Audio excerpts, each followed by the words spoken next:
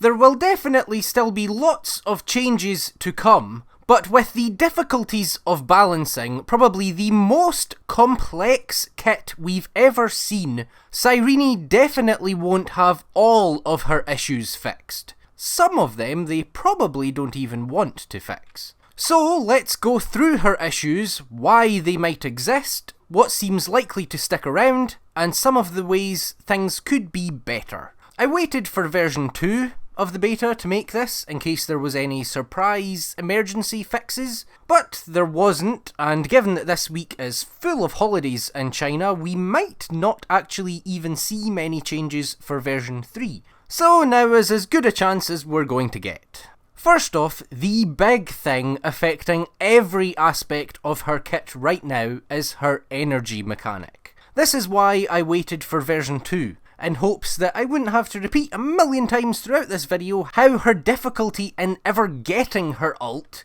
makes everything worse. She needs 24 stacks to get her first ultimate, and she gets these stacks from ally actions, but allies can only generate 1 stack per Cyrene turn, so Cyrene needs to take a turn before they can generate a stack again. Currently, the only exception to this is Memosprites, who can always generate a stack when they act. Except Aglaea's, because of course. Her joint attack just counts as Aglaea acting, rather than also including the Memosprite, and so always generating a stack for Cyrene. This mechanic, and the limit placed on it, is devastating to the current functionality of her kit. It makes it so that right now, it's virtually impossible to get her ult in the first cycle. Usually she can only get it at the start of the second, and even when she can get it earlier, it's so late into the cycle that it leaves you very little action value to actually do anything with it.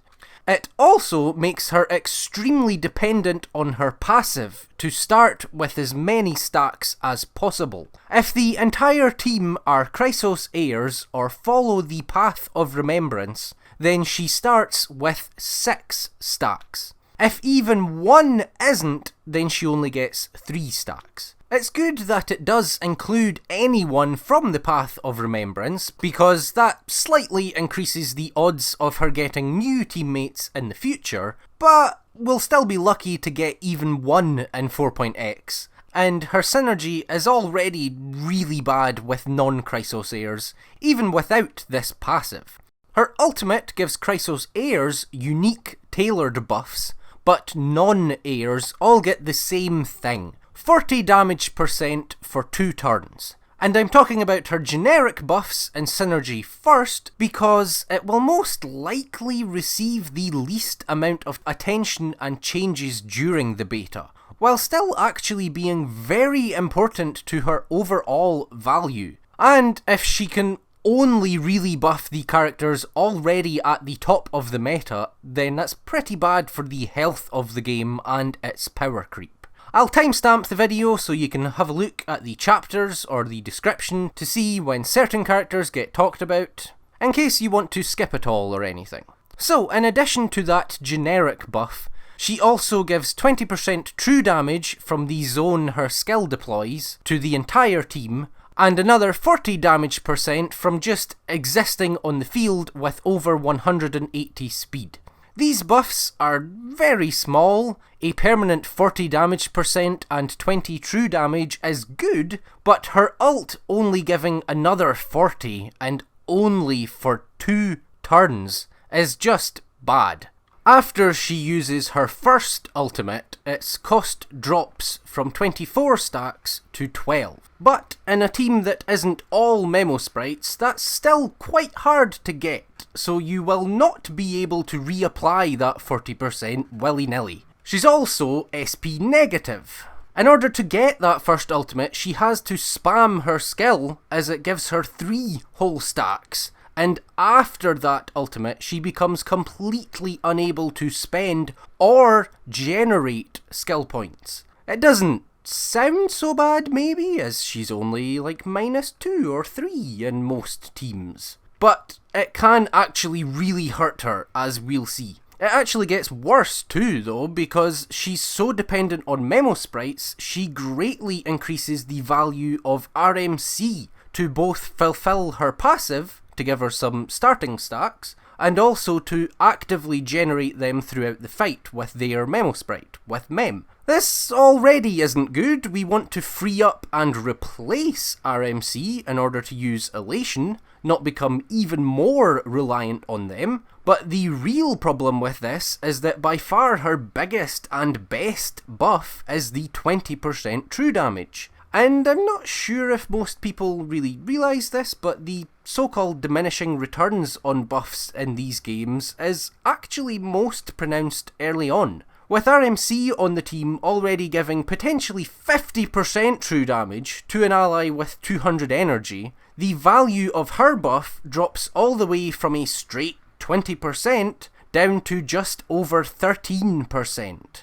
But this really tanks her actual buffing potential though. And so she has 3 entire separate mechanics to undermine her usefulness for non-Chrysos Heirs. And actually a 4th one we'll talk about in a minute, really. She requires Remembrance or Chrysos Heirs on the team to start with as many stacks as possible. She requires Memosprites to get her ult in a timely manner throughout a fight. And then on top of all that, she gives a crap buff to characters that aren't Chrysos Heirs. Why? Any one of these would actually really probably be enough. A bad buff is obviously enough on its own to brick her outside of Chrysos teams. Starting with more energy is already enough on its own to incentivise using Chrysos Heirs without completely forcing it and bricking her. Her currently glacially slow ult charge without Memosprites is enough to brick her without the right teammates, and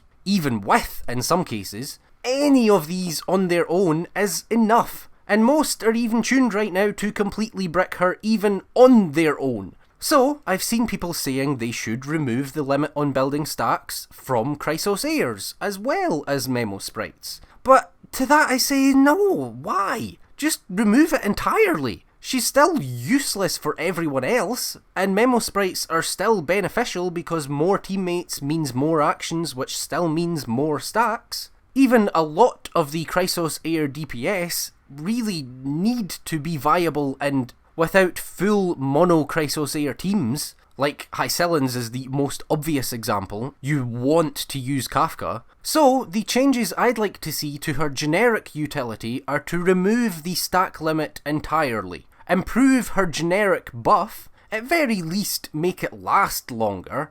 Just increasing the buff to 3 turns and increasing its value slightly would be decent for most characters. And then actually increase the importance of her passive team requirement. Because yeah, if you just remove the limit on teammates giving her stacks entirely, that is probably too much and doesn't incentivize Chrysos Heirs enough. So instead, just focus on this passive, have it give something like 2, 4 and 9 stacks, for example. More at lower levels like that maybe, so that she's still not locked to mono-Chrysos, but still far more value when the team is. I think of the 3 ways of restricting her team options, the passive is the best, because it's the one hope she has for future viability and new teammates, since it says Chrysos Heirs or Remembrance teammates, which, unlike Chrysos Heirs, there can actually be future releases of. Secondly, because it feels more like a benefit rather than a punishment. It's a similar kind of change of giving instead of taking that World of Warcraft made before it released, where instead of getting an XP penalty for playing too long, you get a buff for taking a break. It worked out the exact same, they just changed how it was perceived, and everybody liked it more.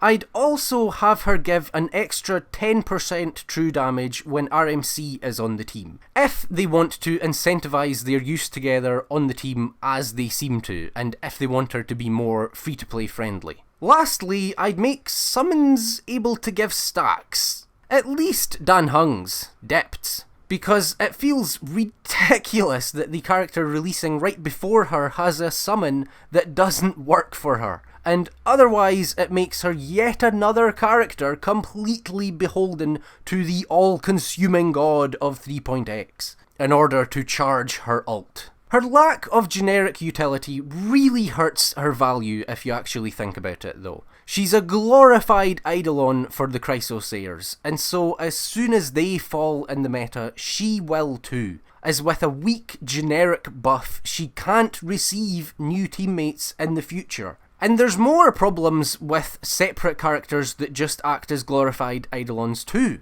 The smaller one for Cyrene being exemplified by Jiaoqiu. If you really liked Acheron and wanted to keep her strong in the future, you were actually better off getting an Eidolon for her directly rather than her glorified Eidolon support. If you're trying to avoid power creep for a single specific character, then pulling another character who can also get power crept isn't necessarily a good idea. So if you rolled Jiaoqiu and now have or want the new Nihility options, you would have been better just getting Acheron's weak E1. Basically, rather than pulling a separate character who can get power crept and replaced, you were better off investing directly in the character that you know you're not going to replace no matter what. So, if you only have one Chrysos Heir you want to buff, then Cyrene can also have this problem. If you would be willing to replace her for a better option in future,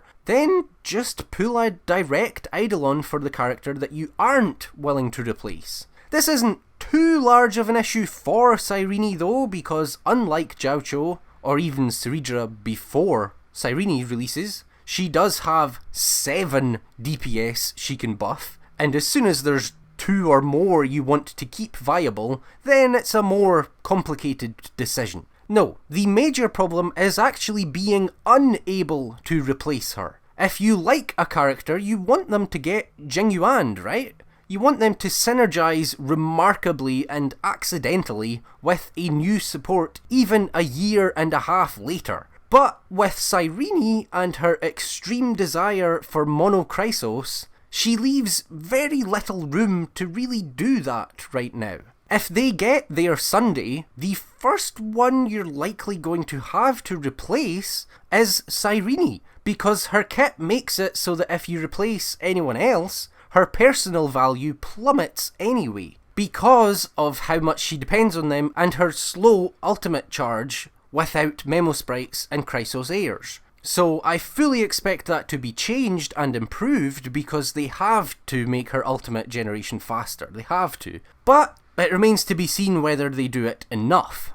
But they can't really do that very easily. They do have to be careful, because I understand why they've been restrictive with her general utility. The reason her first ult costs twice as much as it does for the rest of the fight is that her first ultimate, and only her first one, activates the entire team's ultimates. This is most likely the reason she is how she is right now, because extra ultimates can be a pretty massive generic buff all on its own, and because it also gets far more value the shorter a fight is, which is likely why it's so extremely difficult to get her ult in the first cycle, because for zero cycling, an entire team's worth of free ultimates can be massive. So because of this, they might have to be very careful and conservative about balancing her, not just for current characters, but especially for future ones. It would be very easy to accidentally make a DPS, support, or even a combination of the two in the future that just gets too much from a free ultimate, such that when paired with Cyrene, they simply break the game. It almost mandates that she's bad with current units to try and provide some slack for future units. Because of that, I actually think the best change she could maybe receive is the least realistic, which is to remove that part of her kit entirely. Despite not being that strong right now, it simply might just have too much potential to be broken and might require the entire rest of her kit to be limited to compensate. But they won't make that change, which is why I'm trying not to ask for too much improvement to her generic buff, or asking for her to not be restricted to Chrysos teams at all. Just a little bit more flexibility to also benefit a lot of the Chrysos Heir DPSs, better synergy with RMC, and more uptime on her generic buff. The full team ultimate activation that her first ult provides includes her own though, so her first ultimate costs twice as much to activate, but still gives you 2 ults. This is important because she has unique buffs for every Chrysos Heir, not just the DPS. And so back-to-back ults allows these supports to also actually get their buffs. And this is actually the 4th thing that makes her want a full core of Chrysos Heirs, even without her specific, deliberate restrictions. Because when paired with Cipher, for example, she also permanently reduces the defense of her patron by 20%, and every other target by 12%. For supports like Cipher, the buffs her ultimate provides are permanent, so her ultimate only needs to actually target them once. Sustains, aka Hysilens and Dept, work a little differently. They get most of their buffs passively once the ultimate has been used on anyone. When her ultimate is used, Dept automatically gives the bondmate 16% damage for 2 turns. Again, low uptime, and does additional damage based on how much shield they have 3 times. He can also be directly targeted if you want to action advance him and get more attacks from his dragon, which basically doubles the base amount of attacks his dragon gives, and so can combine with his E2 to give you a lot of dragons. Hysilens works similarly. She passively gets 2 stacks of a healing boost whenever the ultimate is used, and can be targeted in order to be given 24 energy. This all means that the way her individual buffs work is another thing that naturally incentivizes you to use Chrysos Heirs. You use Dept and you get some more free damage percent and additional damage. You use Cerydra and you get crit damage and faster double skills. Rather than restricting you, this gives you more buffs the more heirs you use. It's good. I think the disappointing one is RMC. As I said, they have some natural anti-synergy as supports due to RMC's true damage making Cyrene's only increase your damage by as little as 13%, but also their buff doesn't improve their support capabilities at all, and instead just gives them some damage. This is good. They've put in effort and made some nice new animations for RMC, and they can actually be used together as quite effective damage dealers, but for what we actually use RMC for, support, it provides nothing. Which detracts a lot, because RMC is the only Chrysos Heir with action advance, so you have to use them on some teams to actually advance Cyrene to try and get her ult. And especially with non-heirs who usually want Sunday, RMC is the only one who synergizes with Cyrene who can potentially replace him. The most realistic way I could actually see them improving her general support capability is by improving RMC's buff. Instead of making her own generic buff actually strong, if they have her make RMC's support even stronger, that would still heavily limit her team options and fit her theme and prevent future unintended synergies. Even though it screws over our transition to Elation even more, that's also kind of why it feels realistic. There's a cost to using the free character, and a pressure to pull and spend to replace them. Finally, start talking about the individual Chrysos Heir buffs, and just rip the band-aid off and talk about Phainon. He has what can initially look like the most crazy buff, getting permanent ultimate, as well as crit rate and additional damage. His E2 is insane and gives him more actions in his ultimate. Surely this is utterly broken, right? Well, yes, just not actually in the good way. For starters, it just discards half of his kit and gameplay loop and removes his unique team identity. No longer can you run sustainless, no longer do you actually care about core flames. Cyrene activates Phainon's ult just like everyone else's, so it doesn't matter if you generate core flames. Instead, all that matters is Cyrene's ult generation gameplay, same as in every other team. You also no longer have 2 cycles of gameplay. Instead, it's just build Cyrene's energy and then exist in Phainon's ult permanently. There's already criticism that Phainon's gameplay inside his ult can be simple and get old, and now that's all you get. This also means he can no longer ever receive his 50% attack buff from ulting a second time, and Cyrene's other buffs are also awkward. She provides additional damage, but it's fire type, so it doesn't benefit from Phainon's weakness implant or his damage orb, etc. It's really weird, but for lore reasons, I do prefer it and find it more interesting than if it was just physical damage with a lower number. She also gives 16 crit rate, so no matter what, you have to rework your build. If you insist on not replacing Sunday, then you need to lower your crit rate by a whole 16%. If you do replace Sunday, then you have to find another 4. She pretty much requires Dipped too, meaning if you replace Sunday, like you really have to, you're losing even more amp than usual. Her raw amp is actually also currently a little lower than Sunday's. The amount of damage Phainon's Meteor does looks to be about 3% lower, and despite Sunday's bad Eidolons, the gap still actually widens with Eidolons. Overall, right now, she actually seems to be a downgrade to clear times over Sunday, even when she's E2. I fully expect that will definitely change though. Everything else likely won't change though, and if it does, it will require major changes. The very idea of infinite ult locks you out of being able to take advantage of many mechanics.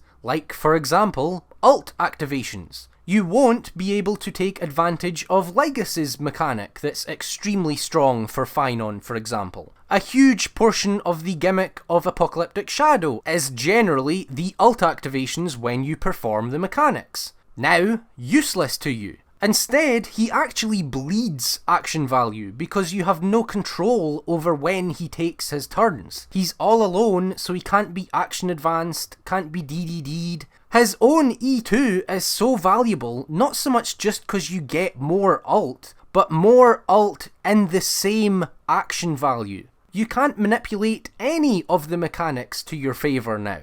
Most importantly with Cerydra. Because you can't leave Phainon's ultimate, you now can't use Cerydra's ultimate ever again either, meaning you no longer have access to the free charge that it gives her. A large amount of her value lies in being able to manipulate and line up her charges to get the most value from them. But if Phainon can't leave his ult, then when a new ult starts, you can't make it so that you already have some charges built up in order to get as many double meteors as possible within that action value. Her value for Phainon is actually questionable enough as it is, with just about every theory crafter only showing her to be about a 6% damage increase for Phainon, even being able to take advantage of that. Cyrene's buff to her does try to help that, lowering the amount of charges she needs for double skills from 6 to 5, but it's still a downgrade in her synergy with Phainon, and if you pulled her E1 to try and improve that synergy, then I'm sorry, but Cyrene making Phainon's core flames irrelevant removes the majority of the value of her E1, only giving you the defense ignore and not the faster ults and more flexible teams. Lastly, just the fact that she pretty much requires Cerydra I'd consider a negative. There's not really able to be good data on it yet, or ever really, but I can't imagine everyone who rolled Phainon also rolled Cerydra, especially with her being a minor upgrade usable with only really 2 characters. And if you didn't roll for her, that doubles the cost of Cyrene's upgrade, unless they do fix her ult generation and reliance on non-Chrysos. Cyrene does heavily increase her value in general though. She's even stronger with Anaxa than before, and now even Mydei wants her. Moving on though, if you need non-Chrysos with Cyrene, then who's the last slot? Well, I mentioned you can no longer run sustainless Phainon. That's cause the cost of Cyrene's infinite ult is that Phainon loses 15% of his current HP whenever he attacks. This is effective right from the start too. It doesn't just kick in when her infinite ult does after he finishes his first one. It's not as detrimental as it might seem because it's 15% of his current HP while he heals by 20% of his max HP, meaning the lower your HP is, the more you will be effectively healing. But it still means with new hard-hitting enemies like in Anomaly Arbitration, you are going to have to run a sustain, and that sustain is going to have to be dipped, since Hysilens can't heal him during his ultimate. And Cyrene reduces his value. She makes him give 16% damage and a few instances of a smaller amount of additional damage, but by replacing Sunday, she removes the 50 damage percent that he usually effectively gives, and by making Phainon's ultimate permanent, she makes it so that you can no longer ult with him to get more than 2 instances of his enhanced dragon attack, reducing his potential personal damage contribution. It's not just Anomaly Arbitration where you have to run a sustain in order to keep Phainon alive either. Her current ult charge is so slow that you really just need to run a sustain all the time, or the team can start dying before she can ever actually get her first ult. Which also means spamming her own skill to get the 3 stacks that it provides is the most important thing on the team. And so actually you will be basic attacking on Phainon, because she's so SP negative at the beginning. Cyrene also can't contribute any of her own personal damage, like she can in some other teams after buffing the important allies the first time. Lastly, and worst of all, she just looks terrible with him. Her zone looks ridiculous in his territory, but that's a topic for the next video. Even with all of the jank, the idea of him having infinite ult while having to fight for his survival, potentially being ground down over time, is really cool. I'm just not sure it can actually work and be fun in practice. Phew. Now that that's Phainon finally over, let's talk about an easier one with Aglaea, seeing as I already talked about some of her stuff. Her buffs are actually very strong, receiving 72% damage and 36% defense ignore for both herself and Garment Maker, with permanent uptime for as long as her ultimate state lasts. And, to help with that, every time Cyrene uses her ultimate on her, she gets 70 energy. She even helps with her ramp up, or can nullify the downside of her losing her ultimate state by instantly granting her the full stacks of her speed buff. It all looks excellent. The only problem being how she currently works, as I mentioned in the beginning. Her joint attacks don't count as a Memosprite attack. Cyrene's own energy issues are so bad right now that it's enough to really wreck her usefulness with Aglaea, despite the strong buffs. But her energy issues are so bad right now, and her joint attack feeling more like something that needs fixed rather than buffed, means that she should almost certainly be very strong with Aglaea. With how fast Aglaea and her Memosprite are, if they fix her ability to battery Cyrene and improve Cyrene's ult generation in some other ways, she might actually be able to power her all by herself. It would be neat if she was the only character who could easily just fit her in her existing teams without requiring any other Chrysos Heirs. That would be quite cool. It would be great for E0 Aglaea players, as for the first time you could run a full team of characters directly providing her energy. Finally, a W for Aglaea mains, even if currently a theoretical one. And speaking of mains that need a W, none need that more than Mydei. He is unfortunately one of the two that I'm least familiar with, so I can't really provide much direct insight. But Cyrene's ultimate for Mydei immediately has him use Godslayer be God for free with 60% extra crit damage. Providing him more uses of his strongest attack is very simply strong, and I haven't seen much complaints or downsides to this effect. The only thing is that when looking at characters like Mydei, who, unlike Castorice and Phainon, haven't already received a full tailored team this version, exposes a major issue Cyrene has. If they don't ease up her Chrysos requirements enough to be strong without full Chrysos / Remembrance, so that characters can safely fit in one flex teammate, then every Chrysos Heir who doesn't already have a perfect team will be unable to receive the upgrades they still need while taking advantage of Cyrene. Mydei still needs a perfect sustain for himself, for example. Hysilens is strong for him, but he needs much better single target burst healing rather than the team healing that she specialises in. For Mydei in particular, Cyrene could theoretically have a very large heal added to her buff, since it only works on Mydei anyway, I suppose, but I really can't see them doing that and giving up the chance to sell us a new character in the future. And even if they did, for other characters like Hysilens, it's not really possible for her unique buff to provide everything they need.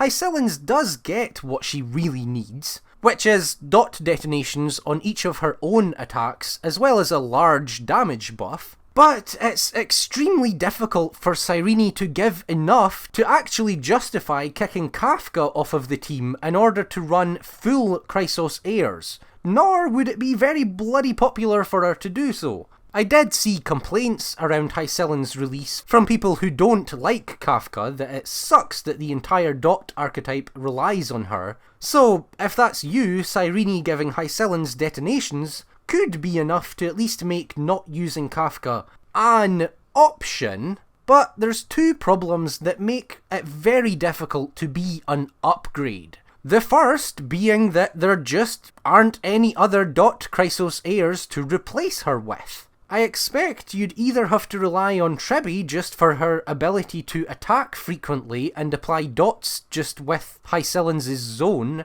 or add Cerydra to yet another team for more skills and more dot detonations. The second problem is just how much easier having a separate character dedicated to dot detonation is. If you remove Kafka, you don't just lose her skill's ability to detonate, which Cyrene's buff tries to make up for, but also her ultimate and follow-up attack. Even if Cyrene adds even more detonations to try to make up for that too, having Kafka there only to detonate someone else's damage allows you to just build speed and use Eagle to completely focus on getting as many detonations as possible. So yeah, full Chrysos team is obviously not really going to work for Hysilens. So what about the more likely scenario where they actually fix her ult generation to be usable without full mono-Chrysos? Well, Hysilens has probably seen the least attention from showcasers and theory crafters, but she's looking good. Hysilens does most of the team's damage, so 100 damage % for her, alongside the 40 the rest of the team gets and the 20 true damage, should make her an upgrade over Ranmei on its own before even accounting for the extra detonations Hysilens gets. Her actually being an upgrade here still somehow has its own downside though, and that's because she also would have to take Black Swan's spot in the team. If she's a good enough upgrade over Ranmei, then she's an upgrade over Black Swan too. And I'm not sure people really want that, with Black Swan's recent story relevance, and the fact that this is the only team Black Swan can fit in. She's also quite likely to be buffed in the batch after the next. I personally expect her to get buffed around 4.2, 4.3 kind of time. Although if there aren't buffs announced to be coming out in 3.8 in the 3.7 livestream, then I don't know. The buffs would be so infrequent at that rate that it would be a massive issue unless they buff like 8 characters at once for the anniversary. But if Black Swan does get buffed, great! Her kit is dated and she needs it, but for Cyrene, it means getting kicked out of the team again after only a few months. So unfortunately, really no matter how good Cyrene is with Hysilens, the problem is her heavy competition for her team slot, and the fact that Dot is another team that really wants to get a dedicated sustain at some point in the future, lowering again the amount of Chrysos Heirs that can be run for Cyrene even farther. Next though, it's time for probably the biggest winner from Cyrene's current version. Surprising nobody, it's time for Anaxa. Of course, the buff stealer keeps on winning. He gets a free skill use, 60% attack, 40% damage for his skill, and it deals 3 extra instances of damage, going from 5 to 8. It's, again, quite simply strong. Unlike Mydei, he already works well with Cerydra and doesn't need Cyrene to really make her worthwhile for him. So for Anaxa, once Cyrene can actually get her ult to trigger this more frequently, it should be a nice, clear upgrade and just result in so many skills. With the pairing of them and Cyrene's ability to store up to 27 stacks, you can wait to use her ult and store everything up until you can just get so many skills back to back.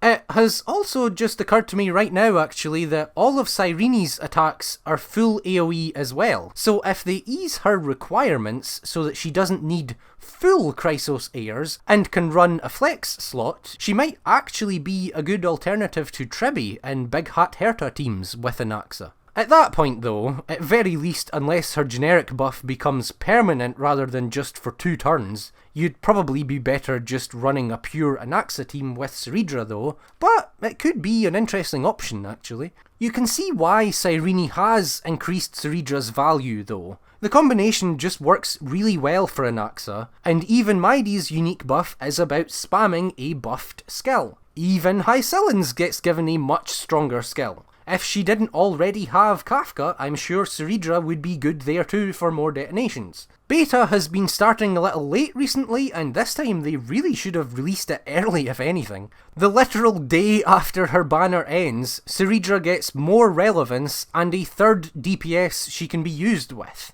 Her unique buff is still a little weak though. It only gives 30% crit damage to the character she's buffing, in addition to the slightly less charges needed for double skills. She comes out better than the other supports though. While Cipher's buff is pretty strong, especially if you have her S1 and stack more defense shred on top of it, she just becomes even more homeless. She can't really generate stacks for Cyrene because she doesn't have a Memosprite, and her ultimate doesn't work with Cyrene's true damage buff. Cipher can't tally true damage, so with Cyrene she tallies less and just loses a fair amount of amp as a result. Then the Chrysos Heirs now want Cerydra more anyway, so there's just not really room for her outside of sustainless. Tribbie has the same problem, only her unique buff only gives her personal damage, increasing the amount of additional damage she does and allowing her to ignore 12% of defense. She, again, can't generate a lot of stacks and her E1 true damage loses value with Cyrene.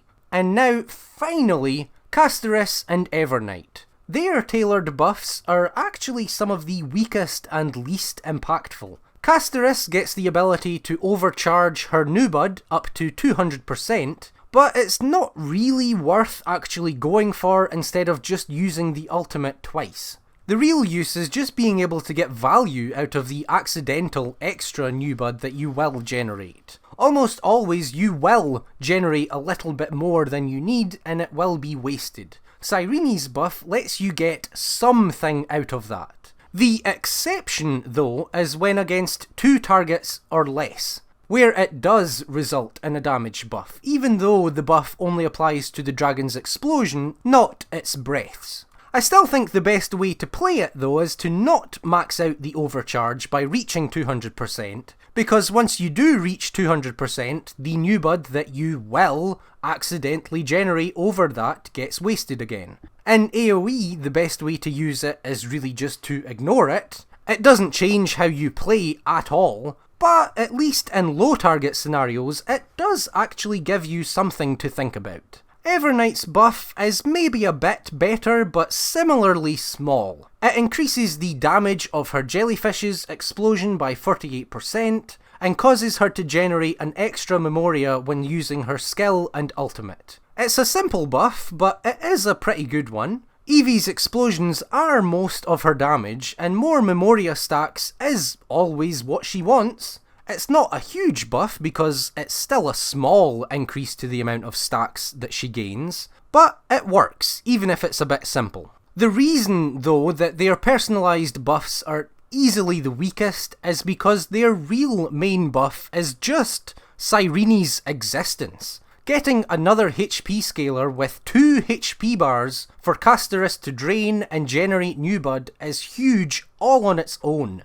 And Evernight gets another Remembrance character with personal damage to put on the team and buff. In this team, the tailored buffs don't really matter that much, they all just share so much raw synergy. On this team, thanks to all of the spread buffs, the personal damage that Cyrene brings is actually relevant too. Once she's buffed Castorice and Evernight with her first ultimate, she can just use every subsequent ultimate to blow up the enemies by herself. Her E1 currently completely focuses on this damage, while her E2 has her start with 12 stacks in addition to however many her passive gives her, and buff an extra 20% true damage. I fully expect them to be reworked though, because they're just not good right now. Even with her biggest issue right now being how long it takes to get her ultimate, the E2 still just doesn't do enough. It doesn't help that the only buff across the 2 Eidolons is the 20% true damage,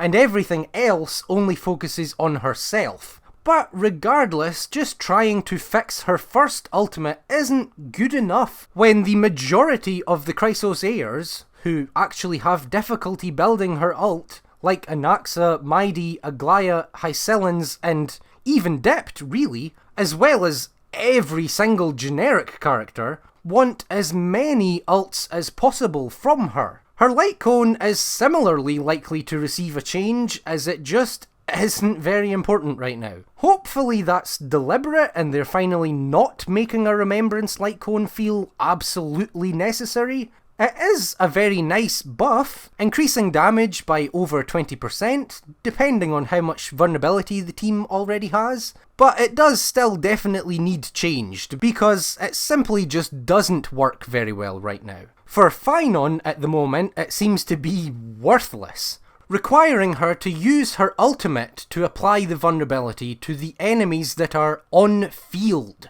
Meaning, as soon as the wave changes, the buff's gone and Phainon is permanently stuck in her ult, so she can't reapply it. Secondly, to get the crit damage buff, as well as half of the vulnerability buff, she has to attack the enemies with her ultimate, which is also pretty much useless for most, as it's gated behind having gotten her ult enough times to have already directly buffed everyone else. So it won't really be accessible until deep into the fight, and pretty much all of the Chrysos Heirs would prefer to just be directly buffed again anyway. For Phainon, it is once again useless, because you want to ult with him as soon as Cyrene has used her first ult.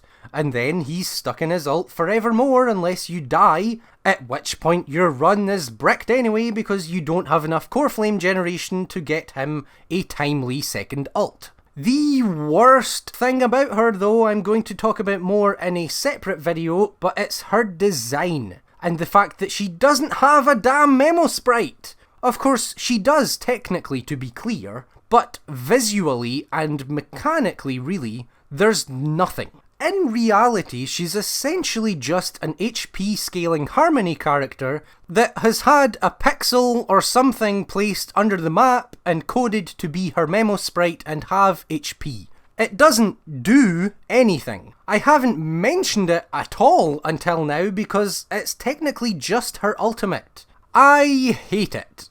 I'll be making a video right after this one talking all about her design. I was going to just do it here, but this video is long enough. Long enough that I should probably give a quick summary. Her energy generation right now sucks complete bollocks, but it pretty much has to be changed as a result. Beyond that, she has very weak universal buffing capabilities, and several things trying to limit her to mono Chrysos Heir teams. And changing that and balancing her as a universal buffer might be difficult as her ultimate instantly activates the entire team's ults. She does absolutely nothing to free up RMC. In fact, with her current energy issues, she increases reliance on them, if anything, because they have a Memosprite and are the only Chrysos Heir with any kind of action advance. She gives tailored buffs to Chrysos Heirs which vary in strength, most of which are very strong, but Phainons may actually be the absolute weakest right now, with lots of core anti-synergy. Supportive Chrysos Heirs also get buffs with full uptime, incentivizing using as many as possible yet again, but because of anti-synergy and how her stack generation dominates her team building, only Cerydra really actually gains any value. Lastly, her vertical investment options are just bad right now, which is how you know she'll get changed. All of which combines to make her a very questionable pool long term, with exceedingly low odds of getting new teammates in the future. She can potentially have very weak synergy with future remembrance units, but there should never again be any new actual Chrysos Heirs. If they are willing to update her and add new tailored buffs, she could, I guess, actually get some new options in like 5.x and beyond though, heavily depending on how the Amphoreus story ends and if it leaves open the possibility for the characters to get SPs down the road. They do seem to be doing more variants of existing characters in the future, so we can maybe hope at least. As of right now though, her prospects look terrible, while she's also just really bad for the game's power creep and health, buffing exclusively all of the newest and already strongest units, and providing no uplift and strength to the characters that actually need it to help them actually be able to clear. It's going to be quite an interesting beta as we wait to see how drastically they're actually willing to change her and how much they actually even want to fix. I'm really looking forward to the live stream, especially to see if they have anything else cooking up for 3.7 and to see how different her skin is, if she does actually have a skin at all. I am super tired now. This was supposed to be just a quick video, but it is not. If you made it all the way through, thank you so much for watching. Until hopefully next time, bye.